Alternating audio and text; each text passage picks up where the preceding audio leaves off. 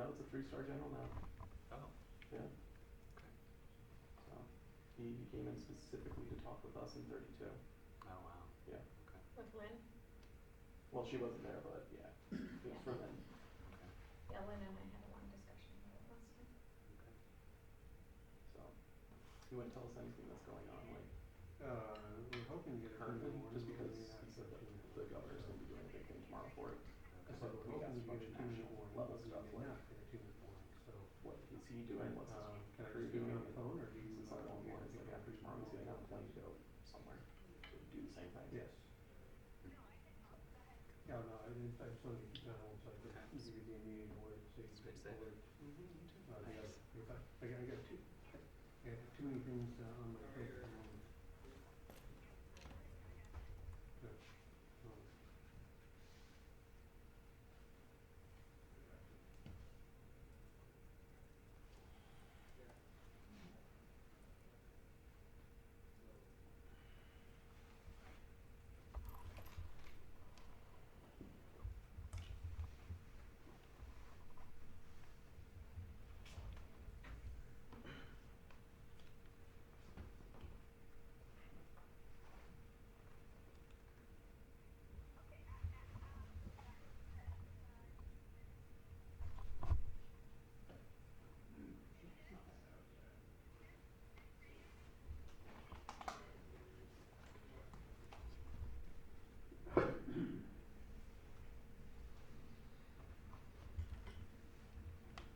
Oh, hey, Adriana.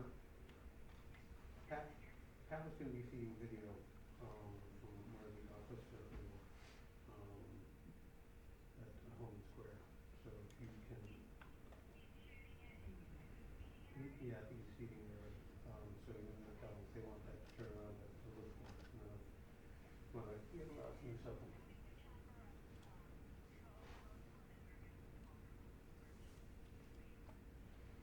Okay.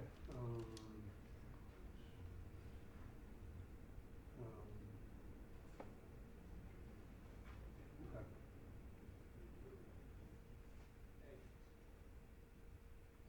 Okay. Thanks.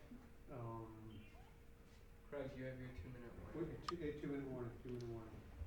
Okay. All right, I'll let you go. Bye. Thank you, Pat.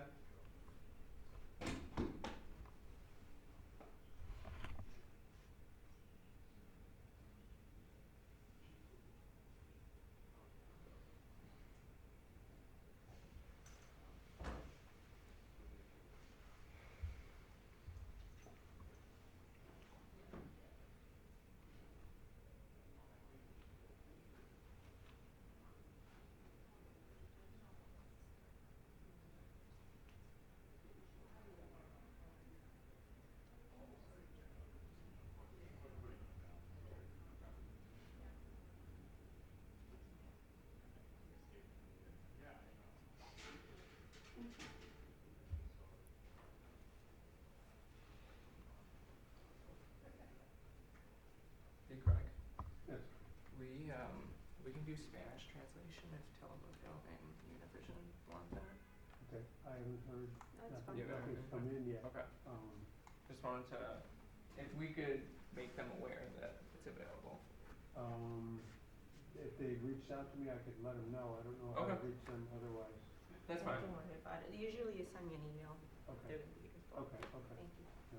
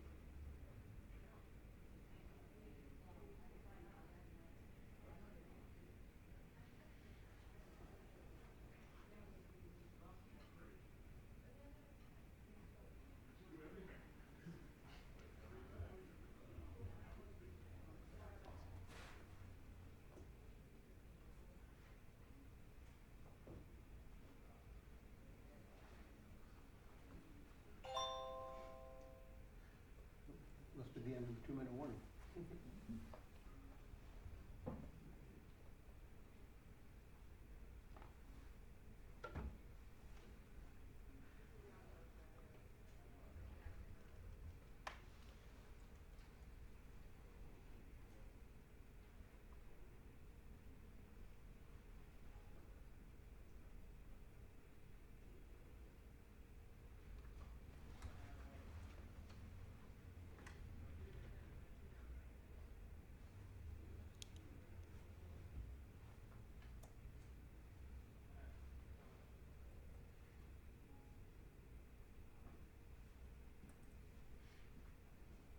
They're walking in.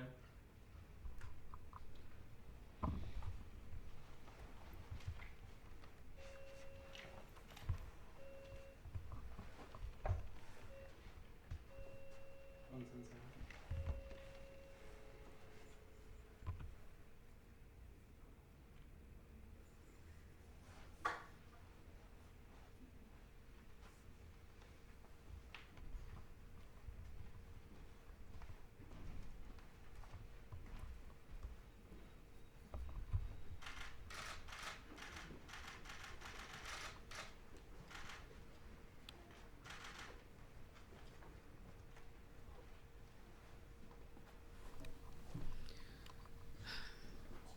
Good morning, everyone. It is with profound sadness that I'm here to announce the painful news that for the second time in 2 days, Chicago has lost another city employee to the COVID-19 virus.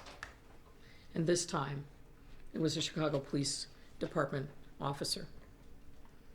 Since the moment this crisis arrived in our city, it has been our healthcare workers, first responders like this officer, who have been putting their lives on the line every day to fight this virus and keep Chicagoans safe. Tragically, this officer gave his life to that fight. Our hearts go out to the individual's family, friends, and fellow officers whose lives have been forever changed by this terrible loss. I'll let Superintendent Beck provide more personal details in a moment, but what I'll tell you is that this officer was a 21-year veteran of the department and worked in the narcotics section. And I spoke this morning with his commander, and I know that he was held in high esteem by all who work with him. Now, while Superintendent Beck will share the officer's name, it is only with the consent of the family that we do so. By law, the Chicago Department of Public Health must safeguard the personal privacy of all patients. But with the consent of the family, we will deviate from this norm today. The officer contracted the virus last week and was hospitalized this past weekend. Unfortunately, the severity of the virus became overwhelming, and he passed away with his family by his side. The searing loss is yet another reminder of the lethal danger of COVID-19 and that danger that it poses to our city. And that the numbers that we hear every day are more than just statistics. They represent our neighbors, our grandparents, children, colleagues, and friends. And we need to be clear-eyed that, as we have been saying, unfortunately, these numbers will worsen before they improve. That is why every single day, you will hear me say that we have to stay home to save lives. What each of us does, what you do, matters. Every time you go outside, it matters. Every time you violate the orders against congregating in large groups, it matters. You are not only putting yourself at risk, but you're putting others at risk. And I just implore those small segment of you who still haven't gotten the message that you must stay home to save lives. The more Chicagoans stay in, the sooner this crisis in our city will end, the more lives will be spared, and the sooner we can move our city forward from this terrible, terrible tragedy. We have to be all in this together, and we will only get through it by working together. This officer was an example of what our first responders, our essential workers, are doing every day to serve our city and keep it running and keeping us safe. Please, let's honor his life and his service by doing your part to stay home and save lives. That's what we must do. Now, at this time, I'd welcome Superintendent Beck to the podium to share a few words. Superintendent.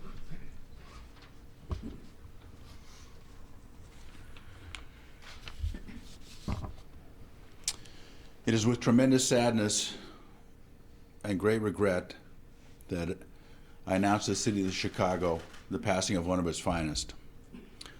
Officer Marco DiFranco passed away last night at 50 years of age from complications related to COVID-19.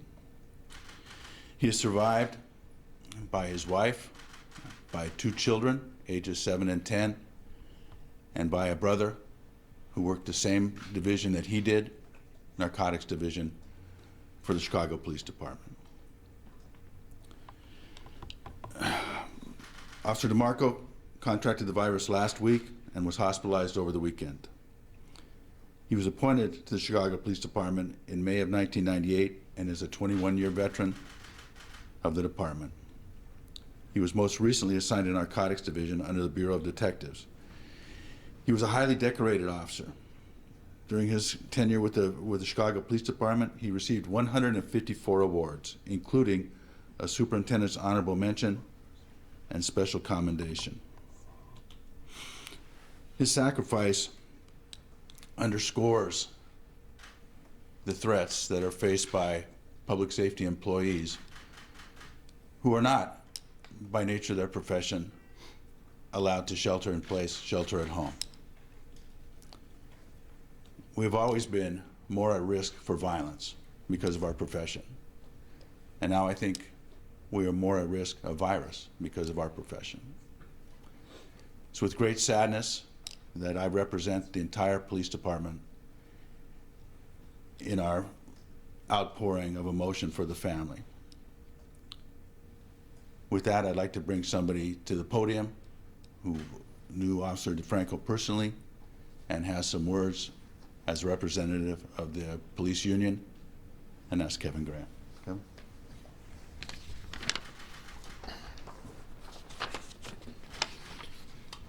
The Lodge and its members are truly devastated to learn that we have lost one of our own members to this coronavirus. Our thoughts and our prayers go out to the officer's family and the co-workers. I would ask that the citizens of the city of Chicago and the people of Illinois pray for our first responders, for their families, for the medical professionals. This is yet another sign of the daily courage that our members face and go out there to make sure that the people of the city of Chicago are safe. On a personal note, the officer was related to one of our FOP attorneys. I spoke with him this morning. They are truly devastated by their loss. I would also like to mention that should our officers be feeling depressed at this time, because these are some truly very sad times that we are living in, and the hard work and the danger that they are pressed into, that they reach out to employee assistance, that they reach out to someone, because these are very, very difficult times, and the union supports them and will help them through any of these times. Thank you, and please keep the men and women of the Chicago Police Department in your prayers. Thank you. At this time, happy to take any questions you have. Mayor, one of the questions that has come up is, with this tragedy, will the police department now rethink its policy on having officers ride together because they're not able to social distance in that situation? Well, I'll let Superintendent Beck address that, but I think this officer was in a one-person car, actually. Superintendent? And the mayor's absolutely correct. Because of Officer DeMarco's assignment. He worked by himself in a car as a narcotics officer, particularly one that worked undercover. He had a more minimal contact with the public than a patrol officer does. So while this is certainly exhibits the risks of the profession, it is not the most commonplace assignment. We have looked and have directed that we should run as many one-person cars as possible. Obviously, Chicago is a city that suffers far too much violence for it to be safe in some locales and some times of the day to run one-person cars exclusively.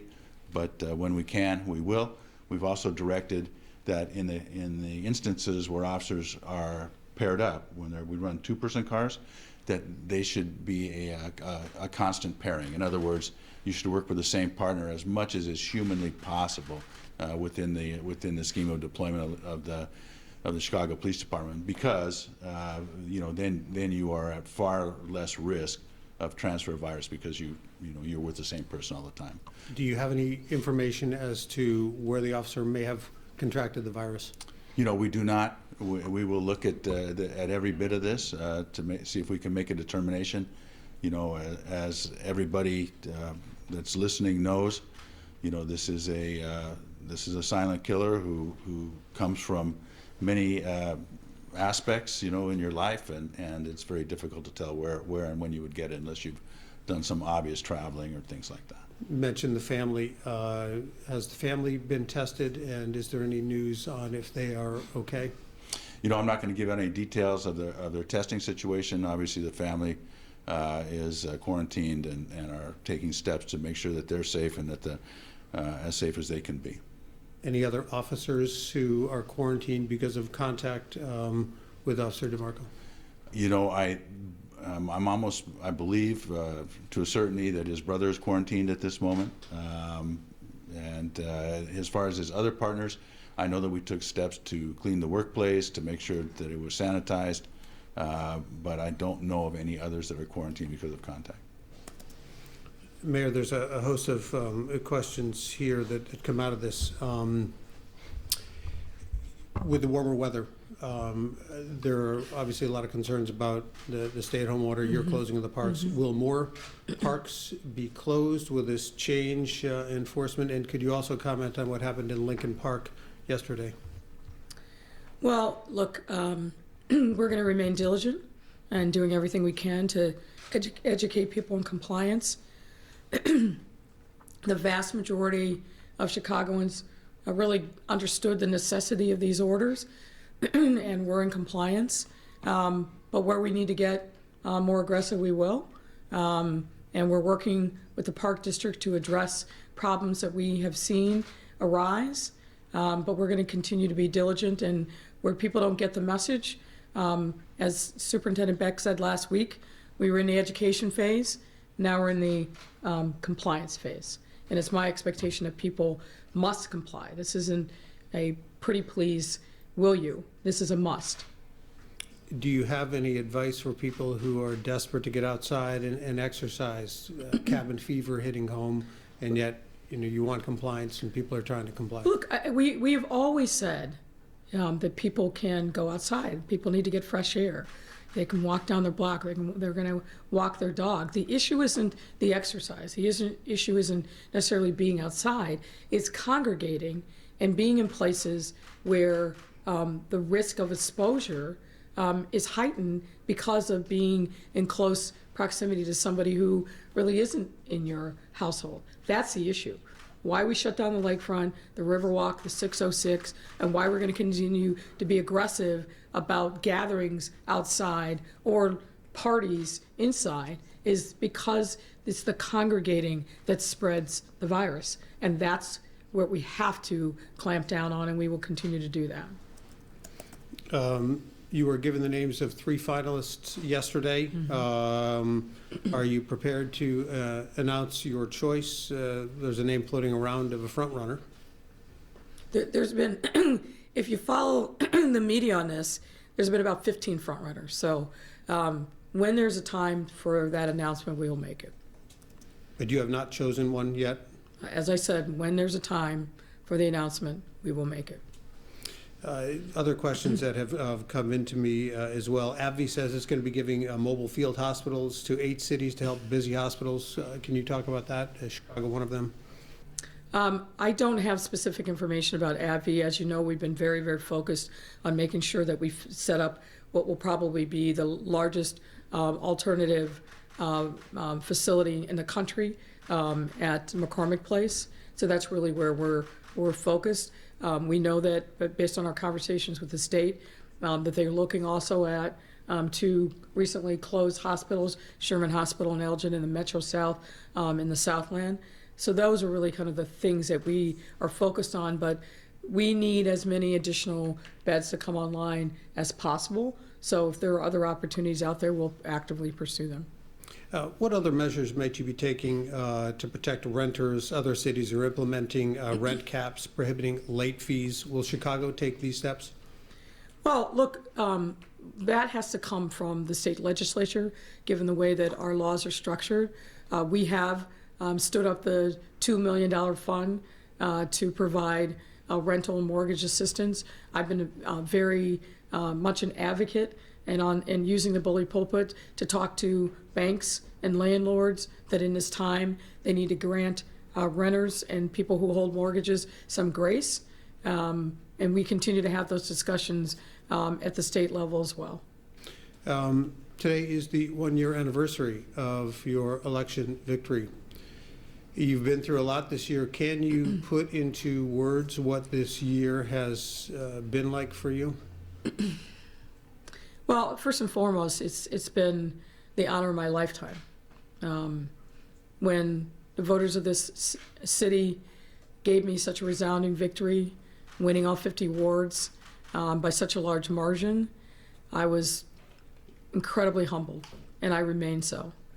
We've been through a lot in this last year, more than I think anyone would have expected or anticipated, but I'm grateful to the support that I continue to receive from total strangers who give me the thumbs up.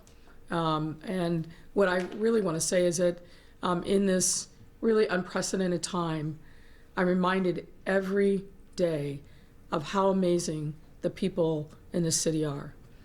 People are stepping up and really pushing past their comfort levels to be of service to total strangers in this time of need.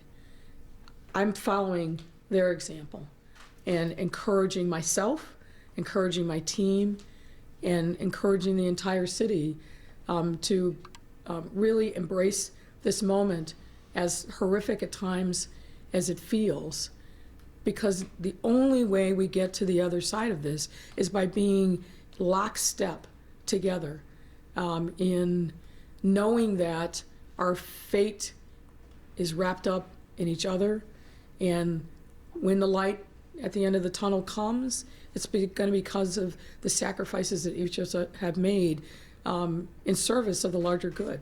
So this isn't the day that I thought it was going to be, in thinking about April 2nd, but I'm grateful every day that the good Lord wakes me up and gives me the opportunity to serve the city.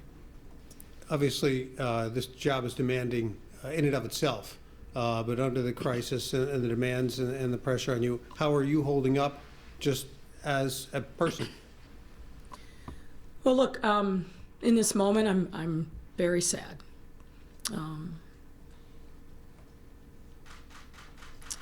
I spoke to Officer DeFranco's wife right before I came out here. Those are very hard conversations to have when a wife and a family is sitting in that moment with their grief. And I always offer my sincere condolences and sincerely offer to support the family in any way I can.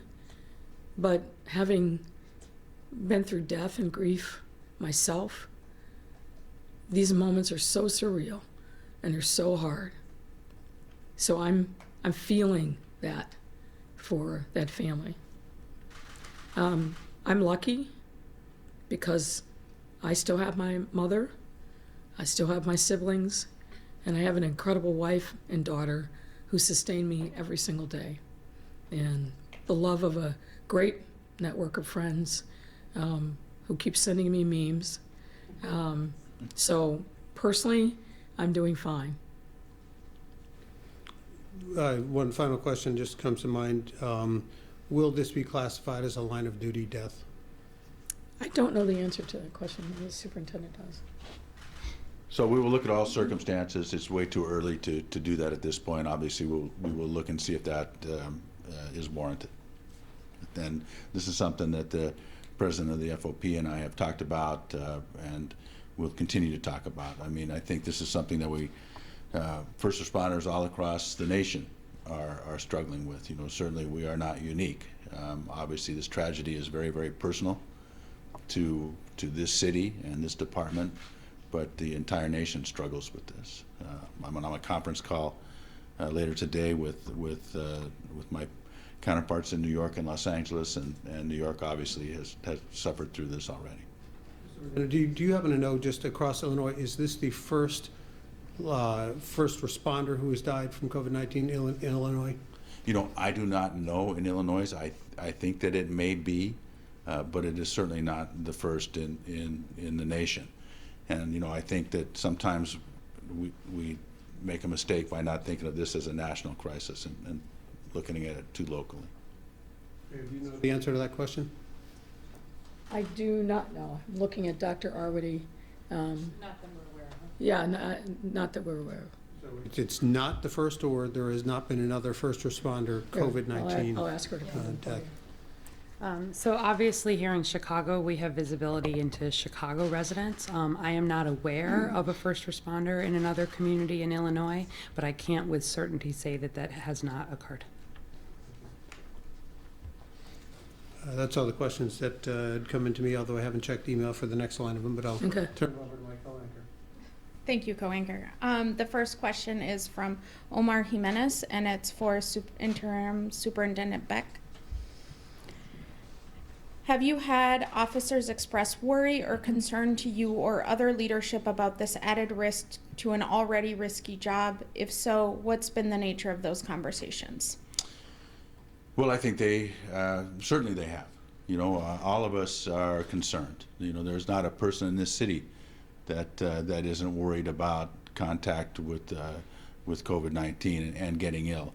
So first responders definitely are, and Chicago police officers definitely are. But I will say this, that they show up for work, they work hard, they believe in their profession, they believe in this city, and I have seen no unwillingness to push forward and keep this city safe during this crisis. You know, we obviously suffer through illness, just like everybody else does. But these are an incredibly motivated, strong workforce that recognizes that theirs is a higher calling, and that without them, you know, this city cannot succeed. Follow-up question from Omar for both Mayor Lightfoot and Interim Superintendent Beck. Are there plans in place for potentially needing volunteer first responders or help from the outside of some sort if the number of infections grows?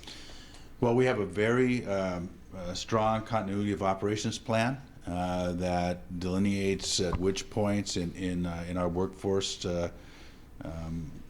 crisis or workforce diminishment we will take which steps.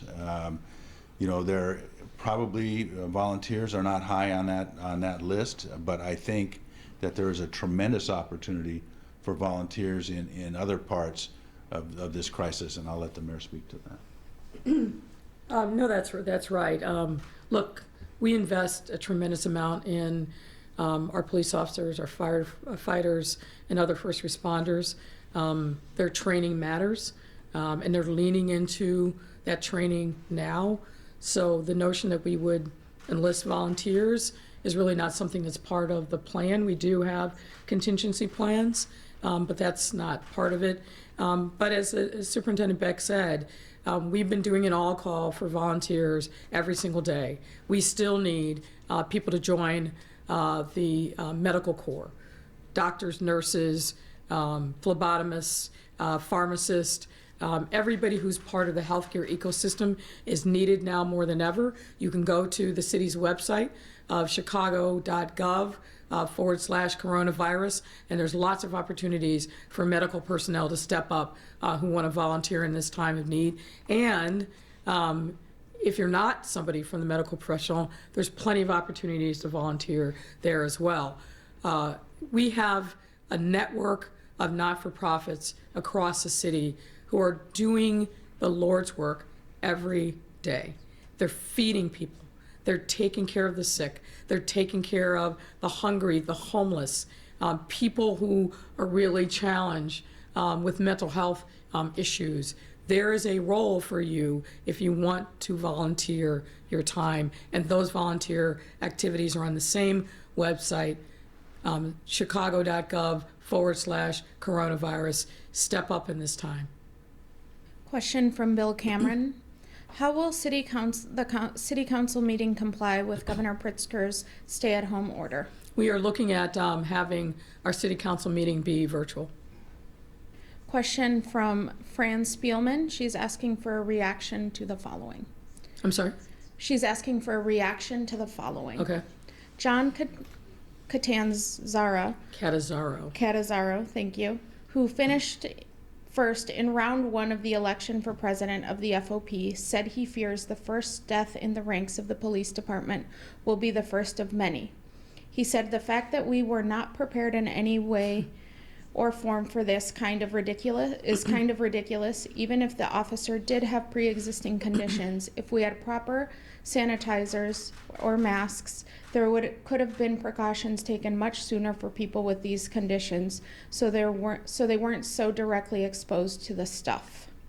Well, thanks, Fran, for once again highlighting the voice of somebody who's uninformed and unconnected to the realities of what's happening on the ground in the Chicago Police Department. Look, I know he's running for election, but in this time of crisis, we need leaders who are reasonable and responsible and are leading on the basis of science and data. The truth is that the Chicago Police Department, from the very beginning of this crisis, was one of the first to receive thousands of pieces of equipment, thousands, and continues to, and training, and roll call training. And in partnership with not only the FOP, but all the unions, we have been responsive to the concerns that members have expressed during this time of crisis. And I can bring Dr. Arvedy to the stand to give a little more finer point on the resources that we have supplied, but the notion, A, that we were not prepared, which is wrong, and B, that somehow we have shifted our police officers, our firefighters, our other first responders, flies in the face of the reality. I've said this many times over the last few weeks.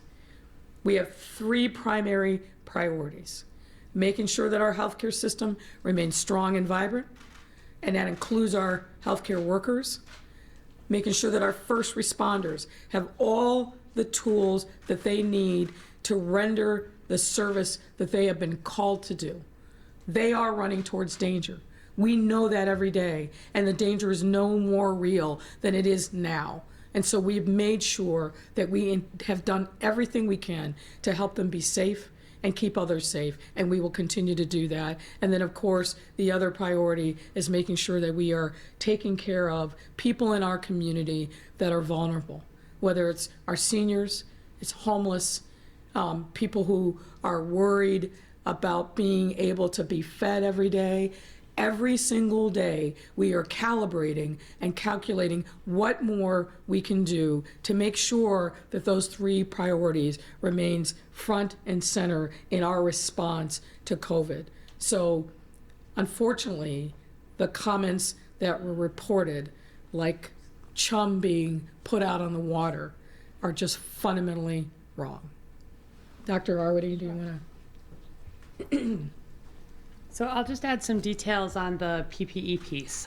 So every day we are looking at our reports, both of what PPE we have in place, where it's going out, making sure it's going to the places where it is most needed. And you've heard me say from the beginning that here in the city of Chicago, we have a stockpile of very high quality personal protective equipment that we bought over the years to make sure we would be ready if a pandemic did come. I know a lot of other cities, I know states, I know the federal government may not have fully had that in place, but here in Chicago, we have. And the priorities for that stockpile are our healthcare workers, specifically our hospitals and long-term care facilities, and our first responders. So we have lines that are not just about healthcare, but are about CFD and CPD. And so I pulled the numbers this morning, and just to the Chicago Police Department, we've put out more than 100,000 masks, more than 100,000 gloves, more than 50,000 hand sanitizers, and then where needed, gowns or other protective equipment. There's been even other equipment that's gone to CFD. But I really appreciate everybody who has been contributing PPE.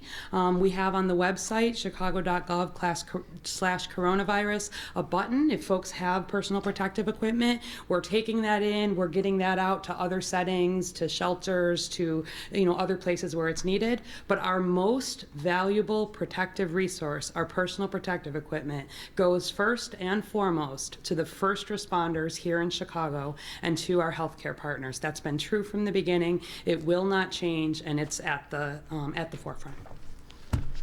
Last question from me. This comes from AD Quigg at Cranes, and it's for President Graham. Do you think CDPH should share addresses of COVID-positive homes, or are you instructing officers to treat all homes as presumptive positives?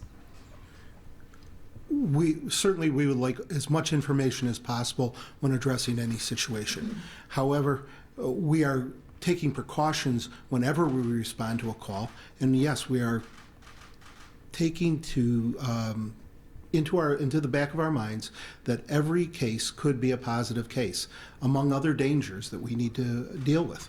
So yes, we are always keeping that in mind to make sure that our members are safe. Could I add a piece to that? Because I've been getting different versions of this question, and I want to actually help folks understand. So early on, where our number of cases was relatively low, we were following, you may recall, many travelers from China or from other places where we had individual cases or people who were getting tested. We've had a system from the beginning that in a way that protects the privacy of the patients was able to have a flag that allowed, if a first responder needed to go to that home, to know that they would need to have particular respiratory protection. We have to do that in a way that protects privacy by law. But at this point, where we have widespread community transmission of coronavirus, it needs to be a situation where when you're going to see someone, particularly if they may be sick, you really have to take this more universal approach to considering that you could be exposed to coronavirus. And so that system has been there but quiet from the beginning. At this point, it's more about making sure the appropriate precautions are being taken. The reason we talk about everybody staying home, the reason we talk about this being widespread, these community level mitigation. We're not at a point where we can take one case and know exactly where that case was exposed in a lot of situations. That's just the nature of where we are in the pandemic. So certainly wanting, in the same way that our healthcare workers are taking this universal assumption when people are coming in with symptoms that it is COVID until proven otherwise, the same would be true, especially if there's an individual who's sick at this point. We had one more question come in, and then we'll kick it back. This is for Superintendent Beck from WSNS-TV. With the weather increasing this weekend and into next week, have you made adjustments to make sure people are not out and about mingling during the stay-at-home order? Well, we certainly have done a lot to make sure that happens, that people are aware. The tremendous messaging by the mayor the continuous messaging through the aldermen, the continuous messaging through the media, all of that. But then, as the mayor and I talked about last week, you know, we're at a time when education has been done, and now we need to make sure that we enforce the governor's order, which is a legal order. When people defy that order, they are in violation of the law, and folks have to understand that there are consequences for that. You know, this is not what anybody signed up to be a police officer to do, but it is what we must do at this particular time in history. You know, our job is to keep the people of this city safe, and part of doing that in this environment is to make sure that they don't gather in large numbers, to make sure that they abide by social distancing, and to make sure that all folks act in a manner that is safe and consistent with the governor's order, and we will continue to do that. Superintendent Beck, maybe this question is to you. I can't remember whether it was you or the mayor who mentioned that the officer died with his family by his side. The question was, if he had COVID-19, why was the family by his side, or can you explain what that by his side looked like? You know, I don't know that either of us said that. And I think they were nearby, but they weren't. He was in isolation. Would you mind? Yeah, sure. I'm sorry. He was in quarantine, so I think they were nearby, but they weren't literally by his side. Do we know, were there underlying conditions in the officer's health? Yeah, I don't want to get into that. I mean, I think we want to respect his privacy. We want to respect his family's privacy. If they choose to share any more details about the circumstances of his death or his life, we obviously also need to wait until we get the ME's report. This is a very recent death, so I don't want to get into any more details at this point. The other question I had, Mayor, in all of this, have you been tested? I have not been tested, and the reason is because, as we've said many, many times, the tests that are available are only useful if you're symptomatic. So you've got to exhibit the things that we've been talking about: a fever, cough, upper respiratory issues. And so I want to make sure that the tests that are available are used on people who are exhibiting those symptoms. And luckily, knock on wood, I've been very healthy. So thank you. Thank you, everyone. Thank you.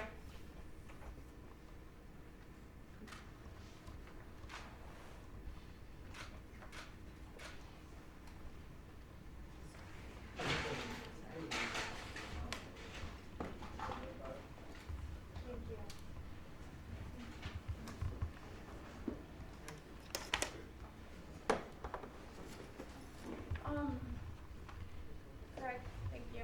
Yep.